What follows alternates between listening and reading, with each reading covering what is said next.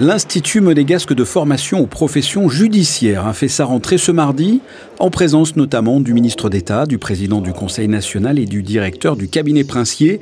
La rentrée a eu lieu pour la première fois à l'auditorium Régnier 3 pour accueillir près de 200 personnes, dont l'ensemble des conférenciers et auditeurs, les professions judiciaires et juridiques, ainsi que les représentants des institutions monégasques. Parmi ces personnes, Lionel Dick, avocat stagiaire. Il a réussi l'examen du barreau en 2024 après l'avoir préparé avec l'Institut de formation.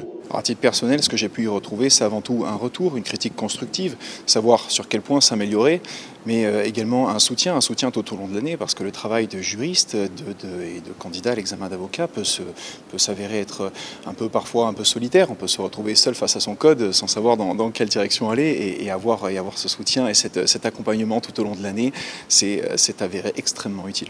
Si Lionel Dick est déjà passé par cet institut, Camille Gabrielli vient de s'y inscrire pour l'année à venir. J'ai commencé mes études de droit à Lyon 3, dans un master en droit international et européen des affaires. Par un attachement familial, j'ai voulu faire mon stage de fin d'études au sein du département des relations extérieures et de la coopération du gouvernement princier.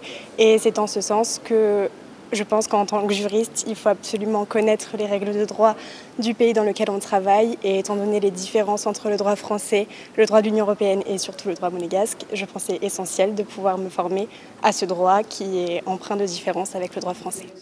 L'Institut de formation assure aujourd'hui 300 heures annuelles, fait appel à plus de 200 conférenciers, des experts, et comptabilise plus de 1500 inscriptions par an. Il est suivi par plus de 10 000 juristes followers en principauté et à l'étranger.